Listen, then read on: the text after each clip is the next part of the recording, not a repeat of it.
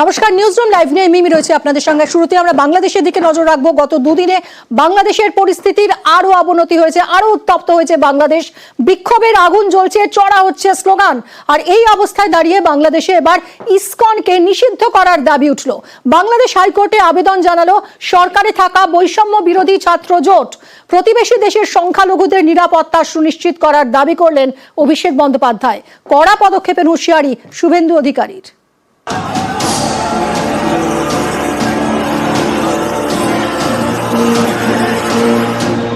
বাংলাদেশে ইসকনের সন্ন্যাসী গ্রেফতার, তারপরেই অশান্তি, দিকে দিকে সংখ্যালঘুদের ওপর অত্যাচারের অভিযোগ।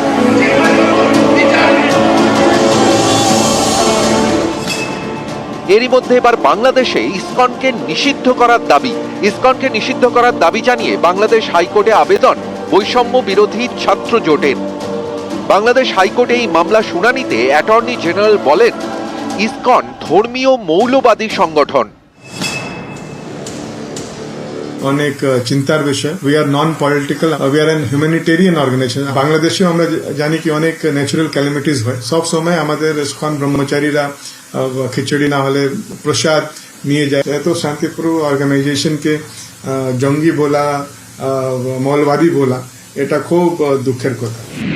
ইসকনের সন্ন্যাসী চিন্ময় কৃষ্ণ দাস ব্রহ্মচারী গত 25শে অক্টোবরের একটি ঘটনায় তার বিরুদ্ধে দেশদ্রোহের মামলা করেন বাংলাদেশের এক রাজনৈতিক নেতা।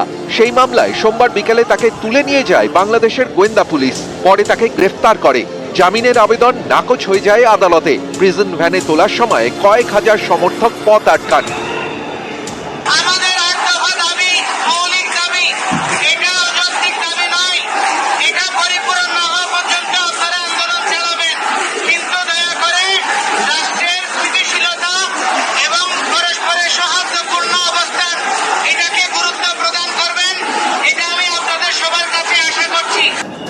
বিক্ষোভকারীদের ছত্রভঙ্গ করতে লাঠি চালায় পুলিশ। পুলিশের লাঠির আঘাতে বেশ কয়েকজন আহত হন। এদিকে ইসকনের সন্ন্যাসীকে গ্রেফতারের প্রতিবাদে দিকে দিকে পথে নামেন বাংলাদেশের সংখ্যালঘুরা। এরপরেই বাংলাদেশ জুড়ে সংখ্যালঘুদের উপর হামলা, অত্যাচারের নানা অভিযোগ সামনে আসতে শুরু করে। এই আন্তর্জাতিক ইস্যুতে বিজেপি তৃণমূল দুপক্ষই নিন্দায় সরব হয়েছে। বাংলাদেশ নিয়ে প্রথমত এটা রাজ্যের বিষয় নয়, এটা দেশের বিষয়।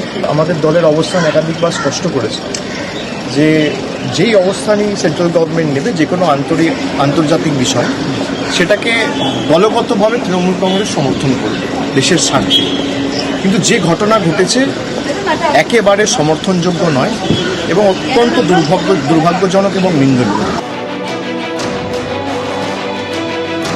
এদিন বেগবাগানে বাংলাদেশ ডেপুটি হাই কমিশনের অফিসে ডেপুটেশন দেয় বিজেপি।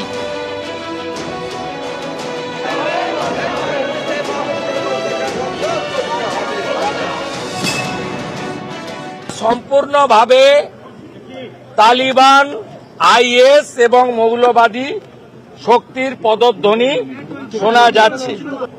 আমি এখান থেকে দাবি করছি, হিংসা 100% স্টপ করুন। চিন্ময় কৃষ্ণ প্রভুকে নিঃশর্ত মুক্তি, তাদের এই ধরনের ভারত বিরোধী কথা বলা বন্ধ করুন।